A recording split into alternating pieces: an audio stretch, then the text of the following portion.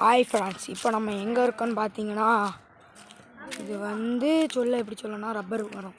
இப்போ உங்களுக்கு ரப்பர் காமிக்க பார்த்தாலே தெரியுது. இந்த ரப்பர் சரட்டைகளை வடிஞ்சு விழுந்து கிடக்கு பாருங்கள். அங்கே ஒரு ஆடு கூட நிற்குது.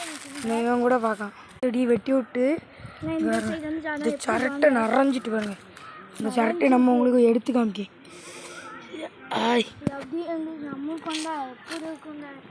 மில்க் பாலாரி ஆடு.